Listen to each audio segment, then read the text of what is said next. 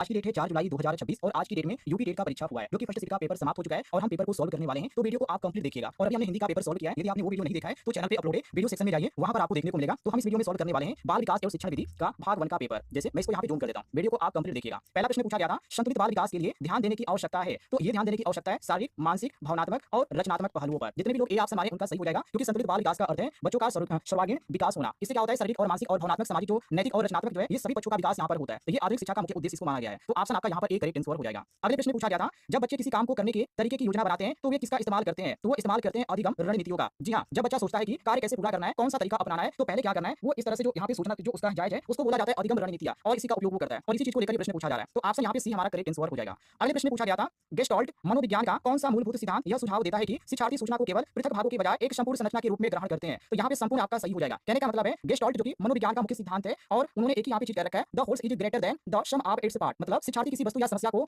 समग्र रूप में समझते हैं। मतलब कि होल, समग्र रूप मतलब यहाँ पे होल से यहाँ पे संबंध है, होल का मतलब होता है संपूर्ण, और इसी कारण यहाँ पे हमारा सी ऑप्शन सही हो जाएगा। आगे बढ़ते हैं। अगले प्रश्न पूछा गया था, एक विद्यार्थी बार बार अभ्यास करने के बाद अपनी लिखावट में सुधार करता है, यह थॉर्नडाइक के किस नियम को दर्शाता है। तो ये साथियों अभ्यास के नियम को दर्शाता है। जी हाँ, अभ्यास का जो नियम है, जिसे लॉ ऑफ एक्सरसाइज बोला जाता है, इसमें कहा जाता है कि बार बार अभ्यास करने से सीखना, मजबूत होना, लिखावट का लगातार अभ्यास करने से उसमें सुधार होना, और इसी नियम का ये उदाहरण है, ये ध्यान रखिएगा। तो ऑप्शन आपका यहाँ पर भी करेक्ट आंसर हो जाता है। अगले प्रश्न पूछा गया था, धार्मिक भेदभाव का सामना करने वाला बच्चा आगे खाली स्थान है का अनुभव कर सकता है। तो भावनात्मक तनाव का वो अनुभव कर सकता है, क्योंकि धार्मिक भेदभाव से बच्चे में एक तरह से तनाव उत्पन्न होता है, चिंता होता है, भय होता है, और आत्मसम्मान में भी कमी देखने को मिलती है, और वो अपने आप को असुरक्षित महसूस करता है। तो एक तरह से ये जो है, जो धार्मिक भेदभाव का सामना करने वाले बच्चों में ऐसा अनुभव देखने को मिलता है। तो ऑप्शन आपका ए यहाँ पे सही हो जाएगा। बाकी सकारात्मक भावनाओं हो तो ये गलत हो जाएगा। जितने भी लोग ये भी आप हमारे उनका गलत होगा, क्योंकि भेदभाव सकारात्मक नहीं होता है बल्कि नकारात्मक होता है। और यहाँ पे दिया गया प्रतिक्रिया संबंधी समस्याओं, तो ये भी यहाँ पे गलत है। भेदभाव का संबंध प्रतिवर्त क्रियाओं से नहीं होता है। और बेहतर प्रदर्शन डी ऑप्शन दिया गया, तो लगातार भेदभाव से जो होता है आत्मविश्वास और जो शैक्षणिक प्रदर्शन होता है, ये दोनों प्रभावित होता है। तो ये भी ऑप्शन आपका बिल्कुल गलत है। आगे बढ़ते हैं। ये आपका पिछले साल भी पूछा गया था, पिछली बार जो एग्जाम हुआ था उसमें भी ये क्वेश्चन पूछा गया था। प्रश्न संख्या 6 को देखिए, जिसमें पूछा जा रहा है, एक शिक्षक जानबूझकर एक ऐसी उलझन भरी स्थिति प्रस्तुत करता है जो बच्चों के मौजूदा विचारों की चुनौती देती है। यह रणनीति बढ़ावा देती है, मतलब किस चीज को बढ़ावा देती है, दंड को या स्मरण मतलब याद करने को, या भ्रम को, या संज्ञानात्मक संतुलन को। तो यहाँ पर आपका डी ऑप्शन सही हो जाएगा। ध्यान रखिएगा, जो क्योंकि पियाजे का नियम है, पियाजे के नियम में एक ही कहा जाता है कि जब नई जानकारी पुराने ज्ञान से मेल नहीं खाती है तो संज्ञानात्मक असंतुलन उत्पन्न होता है, और यही असंतुलन बच्चे को एक तरह से नया ज्ञान सीखने के लिए प्रेरित करता है। तो ऑप्शन आपका यहाँ पे डी आपका करेक्ट आंसर हो जाएगा। आगे बढ़ते हैं। अगले प्रश्न साथियों यहाँ पे पूछा जा रहा है कि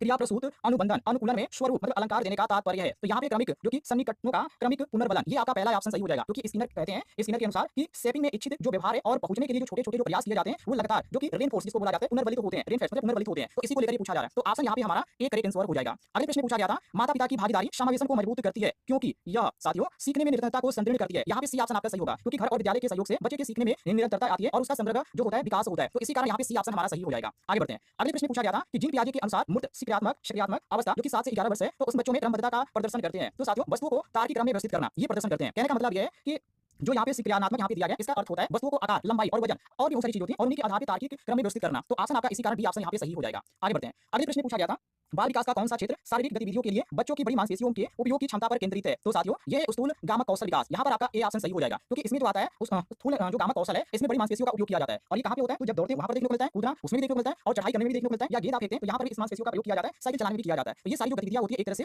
यहाँ पे इसमें बच्चों की बड़ी मांसपेशियों का उपयोग किया जाता है, तो ये क्षमता पे केंद्रित है। तो ऑप्शन आपका यहाँ पर ये सही हो जाता है, क्योंकि यही प्रश्न पूछा जा रहा है। क्लियर है साथियों। आगे बढ़ते हैं। अगले प्रश्न यहाँ पे पूछा जा रहा है कि हाशिए पर स्थित जाति की पृष्ठभूमि से आने वाला एक बच्चा अच्छे प्रदर्शन के बावजूद कम आत्मविश्वास दिखाता है, उचित मार्गदर्शन हस्तक्षेप आगे खाली स्थान पर केंद्रित होगा। तो ये साथियों होगा आत्मसम्मान, संवर्धन और सुरक्षित संवाद। ऑप्शन आपका यहाँ पे डी करेक्ट आंसर हो जाएगा, क्योंकि समावेशी शिक्षा में ऐसे बच्चों के लिए सुरक्षित और सम्मानजनक वातावरण दिखाया जाता है जहाँ व्यक्तिगत संवाद हो, आत्मसम्मान बढ़ाने की बात हो और उस पर ध्यान दिया जाए। तो ये आपका सही हो जाता है, ऑप्शन डी करेक्ट आंसर। आगे बढ़ते हैं। अगले प्रश्न साथियों पूछा गया था, थॉर्नडाइक का अभ्यास का नियम यह बताता है कि मतलब इनका नियम क्या बताता है, जैसे सामाजिक अंतर्क्रिया अनिवार्य, हालांकि ये नहीं बताता है, ये वाइगोत्स्की का जो नियम है, वाइगोत्स्की उनका ये सिद्धांत है। और अंतर्दृष्टि समस्याओं को हल करना, तो ये तो कोहलर का अंतर्दृष्टि सिद्धांत है, ये गलत है, क्योंकि क्वेश्चन में थॉर्नडाइक पूछा जा रहा है। और यहाँ पे दिया गया डी ऑप्शन, ये आपका बिल्कुल सही हो जाएगा, क्योंकि लॉ ऑफ एक्सरसाइज के अनुसार बार बार अभ्यास करने से उद्दीपन और अनुक्रिया जो होती है एक तरह से इससे क्या होता है, संबंध मजबूत होता है। तो ऑप्शन आपका यहाँ पे डी करेक्ट आंसर हो जाएगा। आगे बढ़ते हैं। अगले प्रश्न पूछा गया था, मानव विकास के किस क्षेत्र से संज्ञान सबसे अधिक निकटता से संबंधित है। तो ये साथियों है ज्ञान प्राप्त करने में शामिल मानसिक प्रतिक्रियाएं से। जी हाँ, क्योंकि जो संज्ञान की बात की गई है यहाँ पे क्वेश्चन में, उसके अनुसार यदि हम देखें तो ज्ञान प्राप्त करने में शामिल मानसिक प्रतिक्रियाएं, ये आपका बिल्कुल सही हो जाएगा, क्योंकि समस्या समाधान और निर्णय और जो सीखने जैसी यहाँ पे चीजें होती है एक तरह से ये जो आती है मानसिक प्रतिक्रियाएं के यहाँ पे अंतर्गत आती है, उसमें शामिल होती है। तो ऑप्शन इसी कारण हमारा भी यहाँ पे सही हो जाएगा। आगे बढ़ते हैं। अगले प्रश्न साथियों पूछा गया था, एक शिक्षक जो शिक्षार्थियों को उत्तर खोजने की दिशा में मार्गदर्शन करने के लिए प्रश्न पूछने का उपयोग करता है, वह किस विधि का उपयोग कर रहा है। तो इसको बोला जाता है सुकराती शिक्षण विधि। जी हाँ, ऑप्शन आपका यहाँ पे सी सही हो जाएगा, सुकराती शिक्षण विधि इसको बोला जाता है, क्योंकि सुकराती विधि में क्या है, शिक्षक सीधे उत्तर नहीं बताता बल्कि प्रश्न पूछकर अभ्यर्थियों को स्वयं उत्तर तक पहुंचने के लिए प्रेरित करता है। तो ऑप्शन आपका यहाँ पे सी करेक्ट आंसर हो जाएगा। ये क्वेश्चन काफी आसान था। आगे बढ़ते हैं।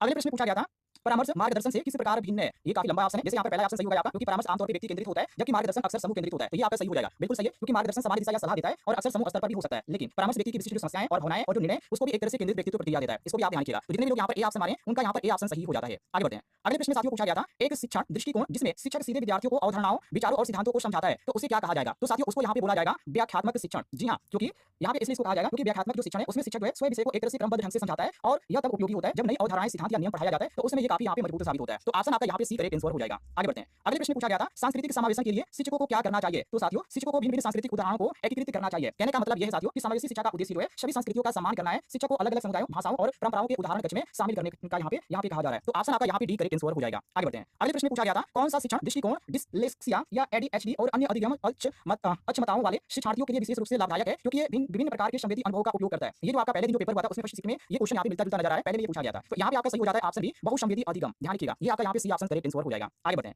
अगले प्रश्न में पूछा गया था वाक् बाधित मतलब बोलने में कठिनाई वाला बच्चा अपने अधिगम को सबसे अधिक अच्छी तरह निम्नलिखित के माध्यम से प्रदर्शित कर सकता है। जैसे पहला ऑप्शन है कक्षा की गतिविधियों के दौरान मौन रहना। हालांकि ये तो आपका पहला ऑप्शन गलत हो जाएगा, क्योंकि मौन रहना एक तरह से सीखने का मार्गदर्शन ही नहीं है। और बी ऑप्शन दिया गया कक्षा के सामने मौखिक पाठ करना, तो मौखिक पाठ जो कि कठिनाई बढ़ा हो सकता है, तो ये भी आपका गलत है। और सी ऑप्शन दिया गया सहपाठियों के साथ प्रतिस्पर्धी भाषण गतिविधियां, तो ये भी गलत है, क्योंकि प्रतिस्पर्धी भाषण जो है गतिविधियां इसमें यहाँ पे शामिल नहीं होती है। हाँ, यहाँ पे डी ऑप्शन आपका सही हो जाएगा अभिव्यक्ति के वैकल्पिक तरीके, ये आपका डी ऑप्शन यहाँ पे सही हो जाता है। आगे बढ़ते हैं।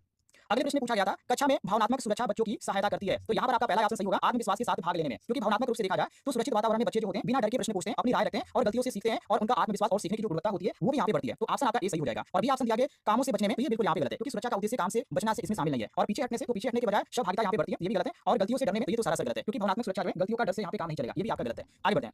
अगले प्रश्न में साथियों पूछा गया था थॉर्नडाइक के सीखने के प्राथमिक नियमों में से कौन सा नियम यह सुझाव देता है कि जब किसी स्थिति की पुनरावृत्ति होती है तो अनुक्रिया उसके बाद कोई संतोषजनक स्थिति उत्पन्न होती है और उसके दोबारा होने की संभावना अधिक होती है। क्वेश्चन को ध्यान से समझेंगे तब यहाँ पे आपको उत्तर समझ में आएगा, क्योंकि थॉर्नडाइक जो यहाँ पे कहते हैं उनके अनुसार यहाँ पे हमारा ए ऑप्शन सही होगा। थॉर्नडाइक जो लॉ ऑफ इफेक्ट का नियम है उसमें आप देखिएगा उसमें साफ तौर पे कहा जा रहा है, जो इनका नियम है लॉ ऑफ इफेक्ट, उसके अनुसार जिस व्यवहार के बाद संतोषजनक परिणाम मिलता है उसके भविष्य में दोहराए जाने की संभावना जो होती है वो बढ़ जाती है, और यदि परिणाम संतोषजनक हो तो उस व्यवहार की पुनरावृत्ति कम हो जाती है। इनका ही नियम है जिसको लॉ ऑफ इफेक्ट के नाम से जाना जाता है। तो ऑप्शन आपका यहाँ पर एक करेक्ट आंसर हो जाएगा। बाकी तत्परता का नियम इनका नहीं है, क्योंकि इसका जो संबंध है सीखने की मानसिक और एक तरह से शारीरिक जो तैयारी उसके यहाँ पे संबंध है। और सी ऑप्शन दिया गया अभ्यास का नियम, तो बार बार अभ्यास करने से एसआर जो संबंध है वो मजबूत होता है। लेकिन प्रश्न ये यहाँ पे संतोषजनक की बात किया जा रहा है, इससे इसका कोई संबंध नहीं है। और डी ऑप्शन दिया गया बहु प्रतिक्रिया का नियम, तो व्यक्ति कई प्रयास करता है लेकिन उसके यहाँ पे प्रतिक्रिया जो चुना है वो अलग चीज है। लॉ ऑफ इफेक्ट इस नियम से कोई संबंध नहीं रखता है। तो हमारा प्रश्न के अनुसार केवल यहाँ पर ए ऑप्शन सही हो जाएगा। आगे बढ़ते हैं। अगले प्रश्न में साथियों पूछा गया था बाल विकास को मनुष्यों में जन्म और जीवन की किस अवस्था के बीच होने वाले जैविक, मनोवैज्ञानिक और भावनात्मक परिवर्तनों के अनुक्रम के रूप में परिभाषित किया गया है। तो यहाँ पे आपका सही हो जाएगा परिपक्वता। जी हाँ, क्योंकि साथियों आप सभी को मालूम है परिपक्वता यहाँ पे सही होगा, क्योंकि बाल विकास जन्म से लेकर एक तरह से परिपक्वता तक यहाँ पे होने वाले जो शारीरिक और मानसिक या सामाजिक कह सकते हैं या भावनात्मक जो परिवर्तन होता है वो एक तरह से सतत प्रक्रिया होती है, और इसी को लेकर ये प्रश्न पूछा जा रहा है। तो ऑप्शन यहाँ पे आपका डी करेक्ट आंसर हो जाएगा। आगे बढ़ते हैं। अगले प्रश्न में पूछा गया था थॉर्नडाइक के प्रयास एवं त्रुटि सिद्धांत का तात्पर्य है कि अधिकतम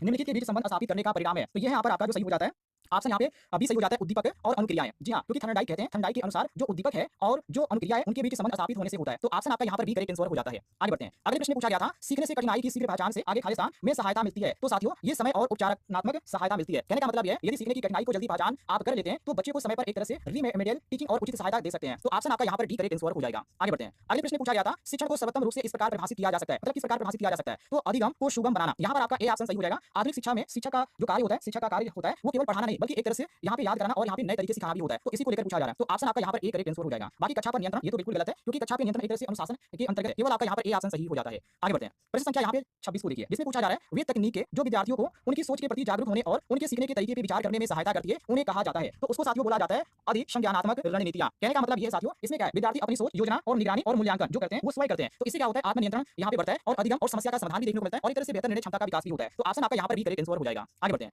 अगले प्रश्न पूछा जा रहा है पियाजे के संज्ञानात्मक विकास के सिद्धांत के अनुसार 7 से 11 वर्ष की आयु के बच्चे आमतौर पर किस अवस्था में होते हैं? तो यहाँ पे बोला जाता है मूर्त संक्रियात्मक अवस्था। यहाँ पर आपका डी ऑप्शन सही हो जाएगा साथियों, क्योंकि 7 से 11 वर्ष के जो बच्चे होते हैं उनकी एक तरह से देखा जाए तो ये 7 से 11 वर्ष की जो आयु में जो बच्चा है वो संरक्षण, वर्गीकरण और क्रमबद्धता और जो ठोस वस्तुएं हैं उस पर तार्किक चिंतन करने की क्षमता उनमें विकसित होती हुई नजर आती है। तो ऑप्शन आपका यहाँ पे डी करेक्ट आंसर हो जाता है। आगे बढ़ते हैं। अगले प्रश्न में पूछा जा रहा है पियाजे के संज्ञानात्मक विकास के सिद्धांत के अनुसार औपचारिक संज्ञानात्मक अवस्था की सबसे विशिष्ट क्षमता कौन सी है? तो अमूर्त और तार्किक तर्क। यहाँ पे सी ऑप्शन आपका सही होगा, क्योंकि इस अवस्था में किशोर जो है परिकल्पना बनाते हैं, वैज्ञानिक सोच विकसित करते हैं और अमूर्त समस्याओं का तार्किक समाधान निकाल सकते हैं। तो ऑप्शन आपका यहाँ पे सी करेक्ट आंसर हो जाएगा। आगे बढ़ते हैं। अगले प्रश्न में पूछा गया था रचनावादी शिक्षण में निम्नलिखित में से किस पर जोर दिया जाता है? जैसे कि शिक्षार्थी की गतिविधि, ये तो आपका बिल्कुल पहला ऑप्शन सही हो जाएगा, क्योंकि रचनावाद के अनुसार विद्यार्थी जो है स्वयं अनुभव, खोज और चर्चा और गतिविधियों के माध्यम से ज्ञान का निर्माण करते हैं, तो शिक्षक केवल मार्गदर्शन की भूमिका निभाता है। ऑप्शन यहाँ पर आपका एक करेक्ट आंसर हो जाता है। आगे बढ़ते हैं। और यहाँ पे पूछा जा रहा है कि वो शिक्षण विधि जिसमें विद्यार्थी अपने स्वयं के अवलोकन और प्रयोगों के माध्यम से तथ्यों और समाधानों की खोज करते हैं उन्हें कहा जाता है या कहलाती है? तो उनको बोला जाता है अन्वेषण विधि। जी हाँ, अन्वेषण विधि यहाँ पे सही हो जाएगा, क्योंकि साथियों इसमें क्या होता है इस विधि में विद्यार्थी जो है अवलोकन, अपने प्रयोग, प्रश्न, परीक्षण और निष्कर्ष का माध्यम जो है स्वयं एक तरह से ज्ञान का निर्माण करते हैं। इसमें वैज्ञानिक दृष्टिकोण, आलोचनात्मक चिंतन और यहाँ पे बहुत सारी समस्याओं का समाधान जो होता है और क्षमता का विकास देखने को मिलता है। तो ऑप्शन आपका यहाँ पे डी करेक्ट आंसर हो जाएगा।